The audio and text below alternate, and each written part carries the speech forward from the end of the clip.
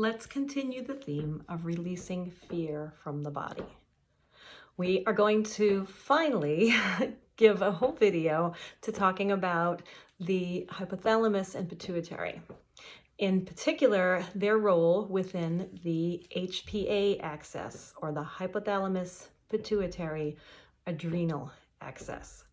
We talked in another video all about releasing energy through the kidney meridian, down the legs and out the feet from the adrenals. Just to review, the adrenal glands sit on top of your kidneys in the middle of your back, and they release adrenaline and cortisol. The structures that instruct the adrenal glands to release adrenaline and cortisol are here. So the HPA axis, which is one of the first responders to our stress response, is consisted of hypothalamus, pituitary, and adrenal glands. If you remember, the adrenals are like little hats on top of your kidneys. So these structures work together when we feel frightened or threatened in any way. And as we've been talking about ways to help our body not hold on to fear, because right now there's a lot of it around us, and fear around us tends to stick to fear within us. So if we can remain grounded and calm and in our bodies and connected to our breath, we are less likely to be caught up in the fear and the stress and the panic that is all around us at this time. So always start with a deep breath. Always let whatever has accumulated in your lungs out. Always start with that. The more we take care of our lungs in this time, the more resilient and strong they will be to cope with coronavirus or any other toxins. So remember, as we breathe, that feeds back information to our vagus nerve, which is the antidote to fight or flight. So now that we're more relaxed and in our bodies, put your feet on the floor, wiggle your toes, and we're going to connect you up with those kidney meridians.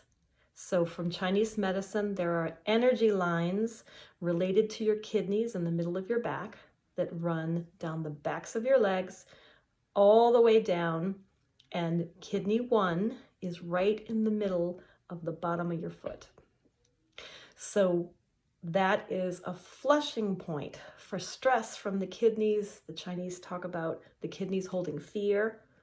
So energetically, we can let fear out, and we can let out electrical activation of those adrenal glands. So wiggling your toes, breathing, we're already starting to let fear and stress drain from our bodies. Feet on the floor, you can think about that excess electrical activation, the energy of fear, the stress, anything that you have picked up. You can think about letting it drain out the bottoms of your feet right into Mother Earth, and she will compost it and grow trees. When you let things drain out the bottoms of your feet, when you let what you no longer need, what you have finished living through, out the bottoms of your feet, you can connect more fully to Mother Earth or to nature or to whatever you envision, and you can pull energy up to ground you and sustain you. So let's come back to hypothalamus and pituitary. These parts of the front of your brain are amazing and very busy structures. Together, they run all of our hormonal nervous system.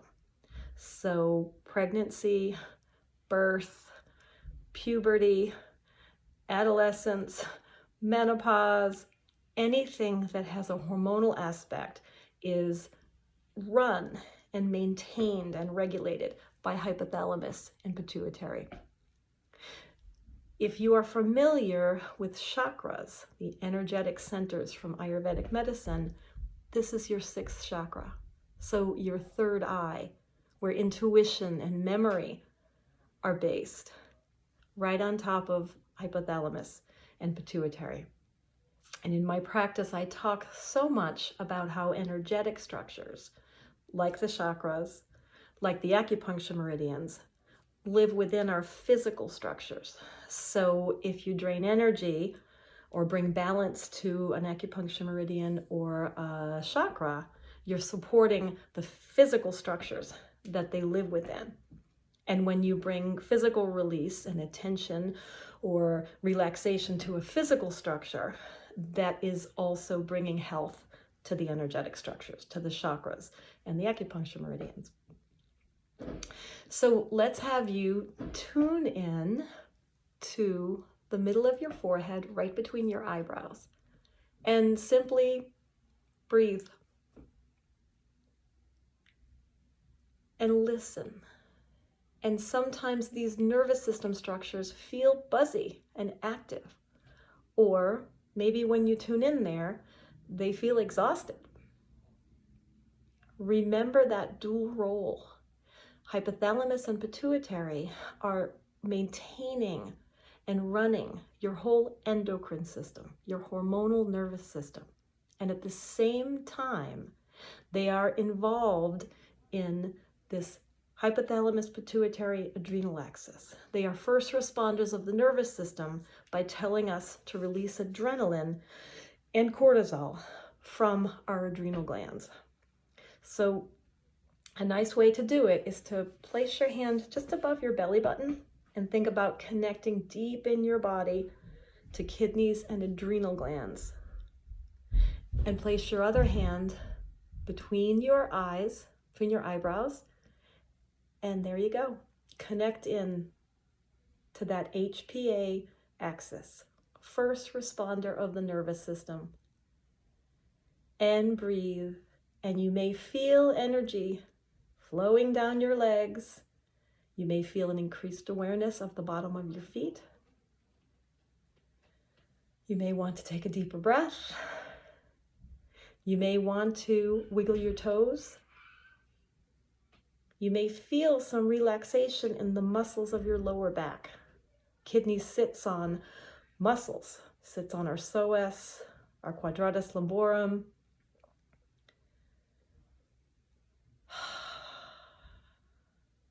And in the way that all systems are interconnected, as you breathe more deeply, your vagus nerve kicks in to bring you out of fight or flight. This is a simple check-in exercise that you can do, just like the one with vagus nerve. You can check in and just feel for the state of these parts of your body. Like all nervous system structures, you may feel like you want to shake off that excess electrical energy. You may just want to sit there and breathe. All of the parts of our bodies are intelligent. Each and every part knows what to do. And most of the time, all these parts need is for us to tune in and listen. And they will figure out what to do. This is so very true of nervous system structures, because most of the time, the issue with parts of our nervous system is that they're working too hard, especially these parts involved with our stress response. So just tuning in, bringing your attention to those parts, and breathing is all that's needed. So this is yet another tool that you can use throughout the day when you feel like you're getting stirred up, or you can put it into your routine before meditation, before yoga, before you deal with your kids. Use it like all the other tools, however it works for you.